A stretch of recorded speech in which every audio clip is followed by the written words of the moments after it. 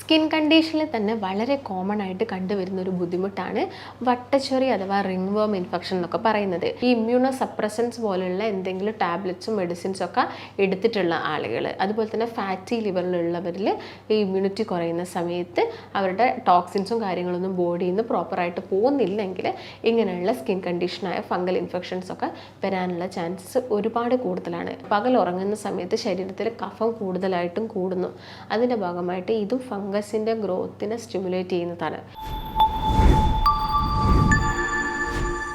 Skin കണ്ടീഷനിൽ തന്നെ വളരെ കോമൺ ആയിട്ട് കണ്ടുവരുന്ന ഒരു ബുദ്ധിമുട്ടാണ് വട്ടച്ചൊറി അഥവാ റിംഗ് വേം ഇൻഫെക്ഷൻ എന്നൊക്കെ പറയുന്നത്. ഇത് നിങ്ങളുടെ വീട്ടിൽ ഒരാൾക്ക് ഉണ്ടെങ്കിൽ മറ്റൊരാൾക്ക് ഇത് വരാനുള്ള ചാൻസസും ഒരുപാട് കൂടുതലാണ്. ഇതിനുള്ളൊരു മെയിൻ റീസൺ ഇതിനൊരു സ്പ്രെഡിങ് നാച്ചറാണ് ഉള്ളത്. അതായത് നമ്മുടെ വീട്ടുകളിൽ ഒരാൾക്ക് ഈ ഒരു ഫംഗൽ ഇൻഫെക്ഷൻ വന്നിട്ടുണ്ടെങ്കിൽ ഈ ഒരു ഫംഗസിൻ്റെ സ്പോർട്സോ കാര്യങ്ങളോ ഏതെങ്കിലും ക്ലോത്ത് വഴിയോ അല്ലെങ്കിൽ നിങ്ങൾ യൂസ് ചെയ്യുന്ന ചീർപ്പ് വഴിയോ എങ്ങാനും മറ്റൊരാളുടെ ശരീരത്തിൽ എത്താനുള്ള ചാൻസസ് കൂടുതലാണ്. അപ്പം ഇതെന്ന് പറയുന്നത് ടീനിയ വിഭാഗത്തിൽപ്പെടുന്ന ഒരു ഫംഗസ് ആണ് ഈ ഒരു അസുഖം കോസ് ചെയ്യുന്നത്. അപ്പം നമുക്കിത് എങ്ങനെ മനസ്സിലാക്കാം? വട്ടച്ചൊറിയാണോ അല്ലെങ്കിൽ ഇത് വേറെ എന്തെങ്കിലും ബുദ്ധിമുട്ടാണോ? അതായത് നമ്മുടെ ശരീരത്തിൽ പല കാരണങ്ങൾ കൊണ്ട് നമുക്ക് ബോഡിയിലെ ഇൻഫെക്ഷൻസും അതുപോലെ തന്നെ ചൊറിച്ചിലൊക്കെ വരാനുള്ള ചാൻസസ് ഉണ്ട്. എന്നാൽ വട്ടച്ചൊറി എന്ന് പറയുന്ന സമയത്ത് നമുക്ക് കറക്റ്റായിട്ട് മനസ്സിലാക്കാൻ സാധിക്കും. ആ ഒരു വട്ടത്തിലായിരിക്കും അതിൻ്റെ ഒരു പ്രസൻറ്റേഷൻ ഉണ്ടാവുക. അതുപോലെ തന്നെ അതിന് ചുറ്റും നിങ്ങൾക്കൊരു റെഡ് ചെറിയ കുരുക്കളായിട്ടുള്ള ഒരു എഡ്ജസും നമുക്കതിനെ കാണാൻ വേണ്ടിയിട്ട് സാധിക്കും. അപ്പം നിങ്ങൾക്ക് ഫസ്റ്റ് ഡേ എന്നൊക്കെ പറയുമ്പം അതിന് നിങ്ങൾക്കൊരു ചൊറിച്ചിലും കാര്യങ്ങളൊക്കെ അനുഭവപ്പെടും.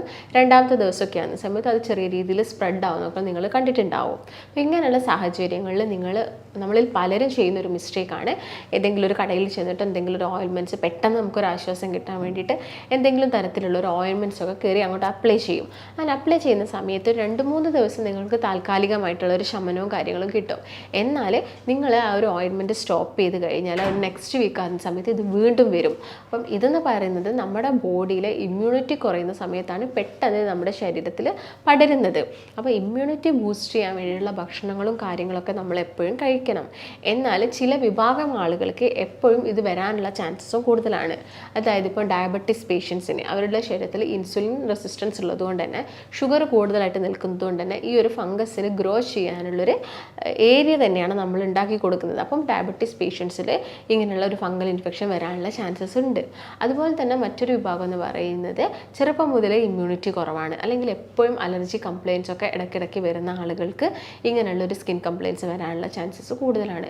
മറ്റൊരു വിഭാഗം ആളുകൾ എന്ന് പറയുന്നത് ഈ കൊറോണയ്ക്കൊക്കെ ശേഷം ഇമ്മ്യൂണിറ്റി കുറച്ച് ലോ ആയിട്ടുള്ള ആളുകൾ, അല്ലെങ്കിൽ ഈ ഇഞ്ചക്ഷൻ എടുത്തതിന് ശേഷം ഇമ്മ്യൂണിറ്റി ലോ ആയിട്ടുള്ള ആളുകൾക്കും ഈ ഒരു കംപ്ലയിൻസ് ഇടയ്ക്കിടയ്ക്ക് പറയാറുണ്ട്. മറ്റൊന്നെന്ന് പറയുന്നത് ഈ ഇമ്മ്യൂണോ സപ്രസൻസ് പോലുള്ള എന്തെങ്കിലും ടാബ്ലറ്റ്സും മെഡിസിൻസും ഒക്കെ എടുത്തിട്ടുള്ള ആളുകൾ, അതുപോലെ തന്നെ ഫാറ്റി ലിവറിലുള്ളവരിൽ ഈ ഇമ്മ്യൂണിറ്റി കുറയുന്ന സമയത്ത് അവരുടെ ടോക്സിൻസും കാര്യങ്ങളൊന്നും ബോഡിയിൽ നിന്ന് പ്രോപ്പറായിട്ട് പോകുന്നില്ലെങ്കിൽ ഇങ്ങനെയുള്ള സ്കിൻ കണ്ടീഷനായ ഫംഗൽ ഇൻഫെക്ഷൻസ് ഒക്കെ വരാനുള്ള ചാൻസസ് ഒരുപാട് കൂടുതലാണ്.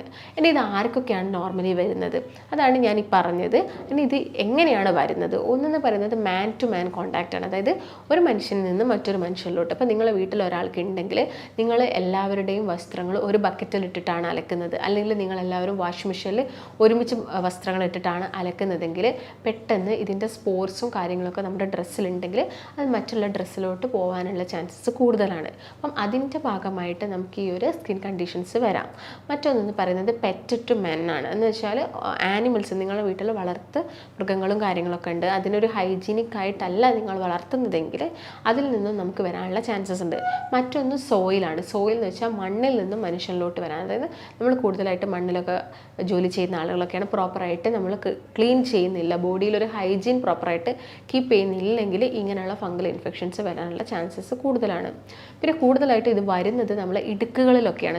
ഇടുക്ക്, അതുപോലെ തന്നെ എവിടെയൊക്കെയാണോ കൂടുതലായിട്ട് ടൈറ്റായി നിൽക്കുന്നത്, കക്ഷത്തിൻ്റെ ഇടുക്ക്, അതുപോലെ തന്നെ കഴുത്തിൽ കൂടുതലായിട്ട് വേർപ്പ് തങ്ങി നിൽക്കാറുണ്ട്. അപ്പോൾ കഴുത്തിൻ്റെ ഭാഗങ്ങളിൽ സ്കാൽപ്പിൽ നന്നായിട്ട് വേർക്കുന്ന ആളുകളുണ്ട്. ഇങ്ങനെയുള്ള ഏരിയകളിലൊക്കെയാണ് കൂടുതലായിട്ടും ഈ ഒരു ഫംഗൽ ഇൻഫെക്ഷൻസ് വരുന്നത്.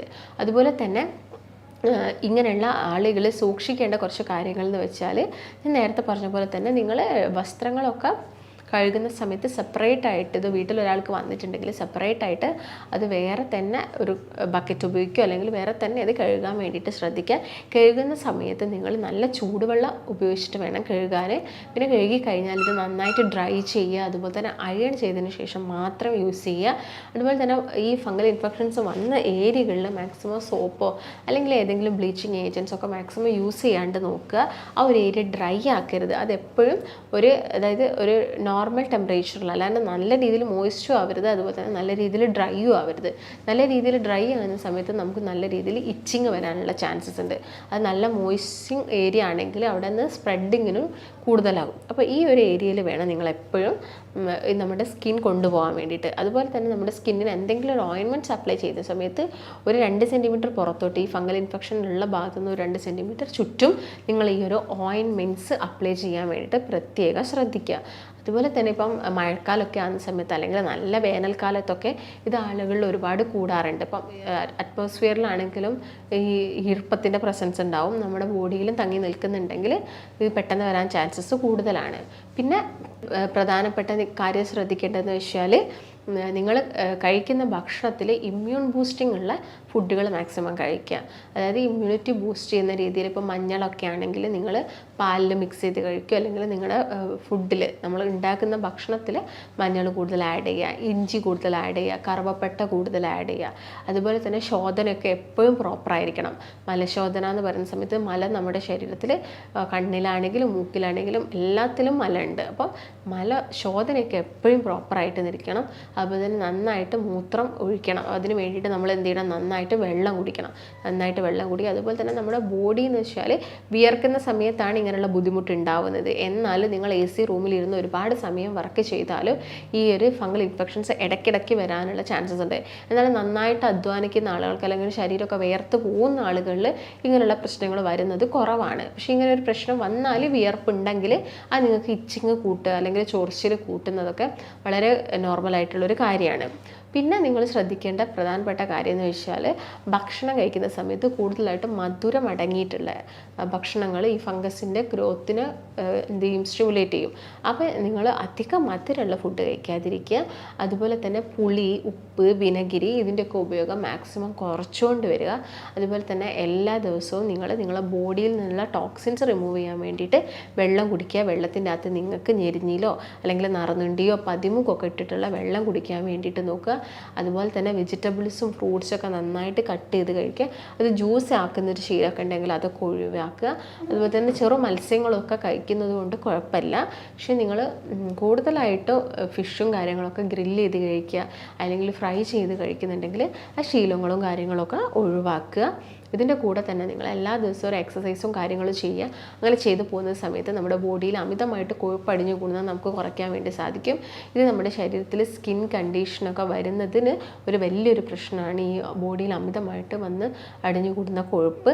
അതുപോലെ തന്നെ ഡയബറ്റീസും കാര്യങ്ങളൊക്കെ ഉള്ള ആളുകളാണെങ്കിൽ മാക്സിമം അവരുടെ എന്ത് ചെയ്യുക, പ്രമേഹം ഒരു നോർമൽ സ്റ്റേജിലോട്ട് കൊണ്ടുവരാൻ വേണ്ടിയിട്ട് ശ്രദ്ധിക്കുക. അതുപോലെ തന്നെ അലർജീൻ്റെ പ്രശ്നങ്ങളൊക്കെ ഉണ്ടെങ്കിൽ നമ്മൾ ഭക്ഷണത്തിൽ നല്ല രീതിയിലുള്ള ഇമ്മ്യൂണിറ്റി ബൂസ്റ്റ് ചെയ്യുന്ന രീതിയിലുള്ള ഭക്ഷണങ്ങൾ കഴിക്കാൻ വേണ്ടിയിട്ട് നോക്കുക. ഇപ്പം വെജിറ്റബിൾസൊക്കെ ആണെങ്കിലും നിങ്ങൾ ഇപ്പം കൂടുതലായിട്ടും വെജിറ്റബിൾസ് എന്ന് പറയുമ്പോൾ ഉള്ളി, ചെറിയുള്ളി, വലിയുള്ളി അങ്ങനെയുള്ള വെജിറ്റബിൾസൊക്കെ നന്നായിട്ട് കഴിക്കുക. അതുപോലെ തന്നെ നിറമുള്ള ഫ്രൂട്ട്സുകളും പച്ചക്കറികളും കഴിക്കാൻ വേണ്ടി നോക്കുക. അതായത് ഓറഞ്ച്, അതുപോലെ തന്നെ ആപ്പിള്, മുന്തിരി, അതുപോലെ തന്നെ ഇപ്പോൾ പച്ചക്കറികളൊക്കെ ആണെങ്കിൽ നമുക്ക് ഈ കോളിഫ്ലവർ, അതുപോലെ തന്നെ ബ്രൊക്കോളി പോലുള്ളത് അങ്ങനെയുള്ള കാര്യങ്ങളൊക്കെ നിങ്ങൾ ഭക്ഷണത്തിൽ കൂടുതലായിട്ട് ഇൻക്ലൂഡ് ചെയ്യാൻ വേണ്ടിയിട്ട് ശ്രദ്ധിക്കുക.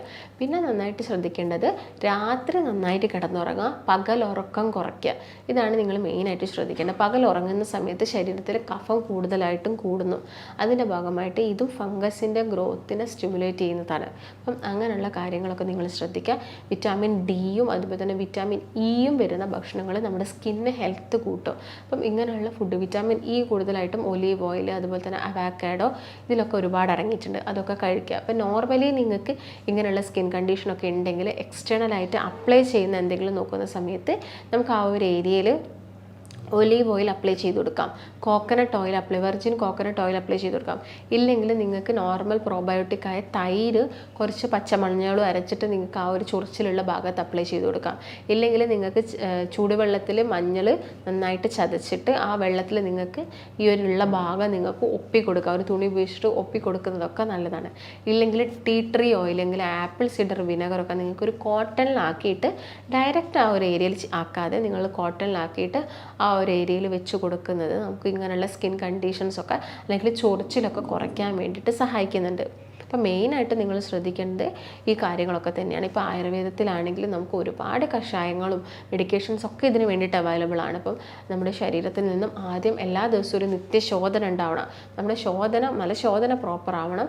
അതുപോലെ തന്നെ നമുക്ക് ടെൻഷൻ കൂടുതലായിട്ടുണ്ടെങ്കിലും സ്കിൻ കംപ്ലയിൻസ് ഒക്കെ കുറയാൻ സമയമെടുക്കും. അപ്പോൾ നിങ്ങൾക്ക് അമിതമായിട്ട് ടെൻഷൻ അടിക്കുന്ന ആളുകളൊക്കെ ആണെങ്കിൽ നിങ്ങളെ ടെൻഷനും കാര്യങ്ങളൊക്കെ കുറച്ചുകൊണ്ട് വരിക. അതുപോലെ തന്നെ എല്ലാ ദിവസവും പ്രാണായാമം അല്ലെങ്കിൽ യോഗ പോലെയുള്ള തെറാപ്പീസും കാര്യങ്ങളൊക്കെ ചെയ്യുക. എപ്പോഴും ഹാപ്പി ആയിട്ടിരിക്കാൻ വേണ്ടിയിട്ട് നോക്കുക. ടെൻഷനൊക്കെ മാക്സിമം കുറച്ചുകൊണ്ട് വരിക. കാരണം നമ്മുടെ ഗട്ടാണെങ്കിലും സ്കിന്നാണെങ്കിലും ബ്രെയിൻ ആണെങ്കിലും എല്ലാം പരസ്പരം റിലേറ്റഡ് ആണ്. അപ്പോൾ നിങ്ങളെ ഗട്ട് ശരിയില്ല, നിങ്ങളുടെ വയറ് ശരിയില്ലെങ്കിൽ നിങ്ങൾക്ക് സ്കിൻ കംപ്ലയിൻസ് വരാനുള്ള ചാൻസസ് കൂടുതലാണ്. അപ്പോൾ എപ്പോഴും നിങ്ങളെ ഗട്ട് നിങ്ങൾ ഓക്കെ ആക്കി വെക്കാൻ വേണ്ടിയിട്ട് പ്രോബയോട്ടിക് കഴിക്കുക, നല്ല ന്യൂട്രീഷ്യസ് ആയിട്ടുള്ള ഹെൽത്തി ആയിട്ടുള്ള ഭക്ഷണങ്ങൾ കഴിക്കുക. ഇങ്ങനെയുള്ള കാര്യങ്ങളൊക്കെ ശ്രദ്ധിക്കുകയാണെങ്കിൽ നമുക്ക് ഇടയ്ക്കിടയ്ക്ക് വരുന്ന സ്കിൻ കംപ്ലയിൻസും കാര്യങ്ങളൊക്കെ നമുക്ക് കുറച്ചെടുക്കാൻ വേണ്ടിയിട്ട് സാധിക്കും. അപ്പോൾ നിങ്ങൾക്കിപ്പം ഈ ഒരു ബുദ്ധിമുട്ട് നിങ്ങളെ വല്ലാതെ അലട്ടുന്നുണ്ടെങ്കിലൊക്കെ നിങ്ങൾക്ക് താഴെ കാണുന്ന നമ്പറിൽ കോൺടാക്റ്റ് ചെയ്യാം. നമുക്ക് ആയുർവേദപരമായിട്ടുള്ള ട്രീറ്റ്മെൻറ്റ്സും കാര്യങ്ങളൊക്കെ അവൈലബിൾ ആണ്. അപ്പോൾ നിങ്ങൾക്ക് ഇതിനെക്കുറിച്ച് സംശയങ്ങളുണ്ടെങ്കിൽ താഴെ കാണുന്ന നമ്പറിൽ കോൺടാക്റ്റ് ചെയ്യുക. നമുക്ക് മറ്റൊരു നല്ല ഹെൽത്ത് ടോപ്പിക്കുമായിട്ട് വീണ്ടും കാണാം. നന്ദി.